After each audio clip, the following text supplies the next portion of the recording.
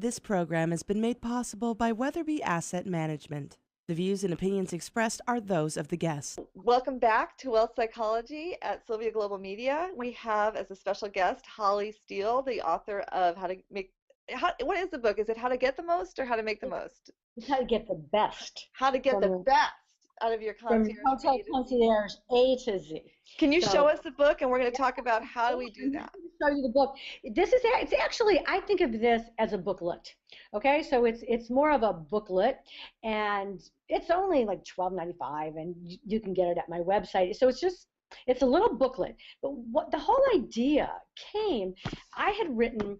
This is actually the second textbook that I'd written on the hotel concierge. So I thought that I wanted it to be like a mirror image. This one's for the concierge, how to be the best concierge, and this one's for the guest, how to get the best from your concierge. Because quite frankly, this is a relationship.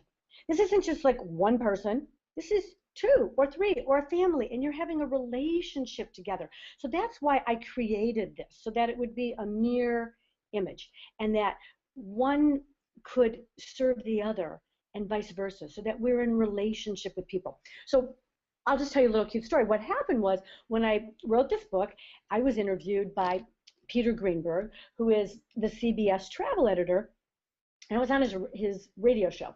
And so while I'm on hold waiting to go on the radio show, I hear him kind of teeing me up, and he says, well, you know, people don't really understand how to use a concierge. So who better to talk to us about that than the person who teaches concierges how to be concierge? He said, so our next guest, and when he said that, it's like this light bulb just went off, and I went, that's it, the time is now. I need to write this so that it will be a guide for the guest of how to actually interact with the concierge, because even after all these years, I think people don't know. So that's a little bit of a setup, and now to answer your questions with tips and ideas, which are so many things are in this. That's why I did it A to Z, and I also have a special section which is called, now that's a great question, which is 12 situations actually where you would find yourself in as a guest going up to a concierge, and the best ways for you to be able to interact with those. So, all right, well, let's start off with that. So, you know, your guests, you have some desire that you want taken care of by a concierge. What would be one of the most common mistakes that people make that could be easily rectified by knowing something from your book? Okay, fabulous. So one of my favorite things, and I'll teach you both the mirror images, okay? So a guest, usually, it's so interesting. What people really want to say isn't what they say. So a guest will walk up to a concierge, even a sophisticated, savvy traveler, walks up to a concierge and says, so, where would you go for dinner? All right. Now, when I'm teaching a concierge, I teach them something that goes like this. I say that there's a neon sign that should go off in your brain that goes, you're not going. So even though a guest says, where would you go? What they're really saying is, where should I go? And what's the best thing for me to do? And what they're really saying, why they say it like, where would you go, is because they're just hoping that they're going to get a personal recommendation that would be right for them. So now the concierge doesn't know very much. Where would you go? Okay, well, I'm not going, so I got to find out about you now. Then the next mistake that someone says, well, is that, what kind of a place do you want? We want a nice place. Oh, great. Okay, a nice place. And what kind of food? We want good food.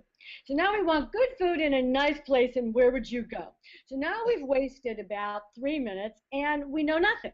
So what we need, what we, the concierge, really needs from you is for you, the guest, to help the concierge to help you.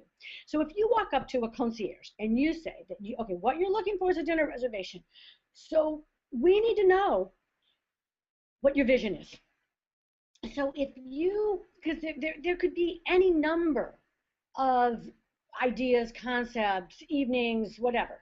So you could walk up to a concierge and say, I'm with my boss, and I need a place where we're going to talk about business, so we can't be too loud. But we really like to have kind of farm-to-table restaurant. We really are kind of foodies. We really like good food, but we don't want it too loud. And we would like that within walking distance. Can you help us with that? Boom. A concierge can say, absolutely, we have, now this is the concierge's job, is to know what's available and to know their stuff. But if you have a good concierge, they do know that. But now they can actually recommend for you.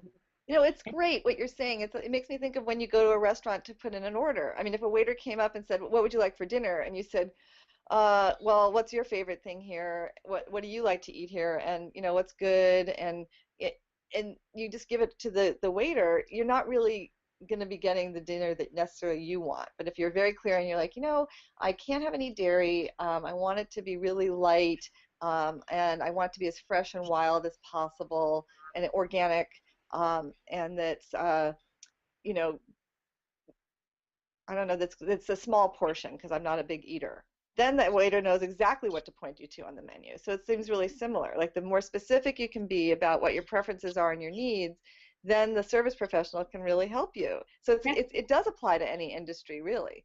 Yes, yeah, it actually does. I mean, because, all right, now there's two things with this. One is that being really specific, sometimes you can't always give the person what they want. Like one of the examples in the book is a guest actually came up to me once and said, I want a restaurant in San Francisco. I want it on the water. I want it to have really fresh seafood, and I want it to have beautiful views, but I don't want there to be any other tourists there. Well, I can fit most of these criteria. I can get you the reservation, but we cannot hide our restaurants on the water with beautiful views from our tourists, so I can't promise that part. But the rest of it, I'm able to do for you. So sometimes it could be like a little bit unrealistic.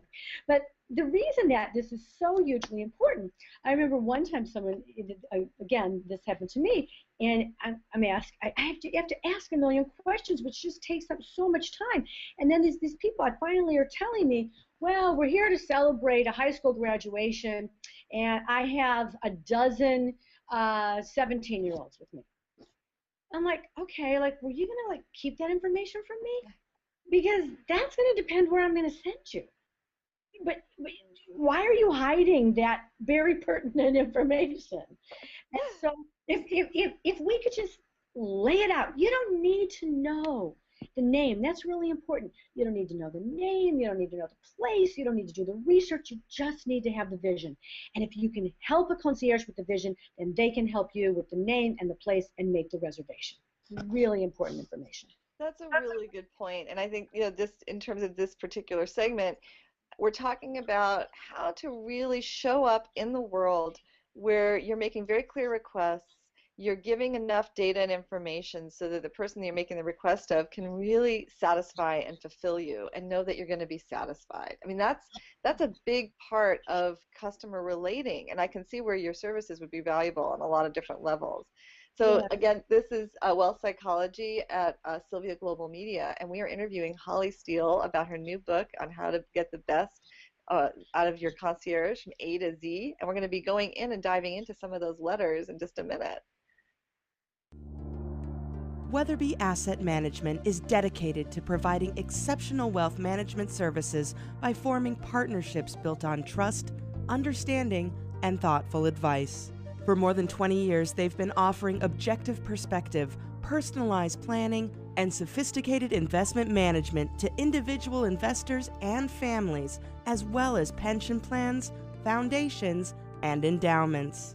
Contact them at www.weatherby.com. Weatherby Asset Management, located in San Francisco and New York City.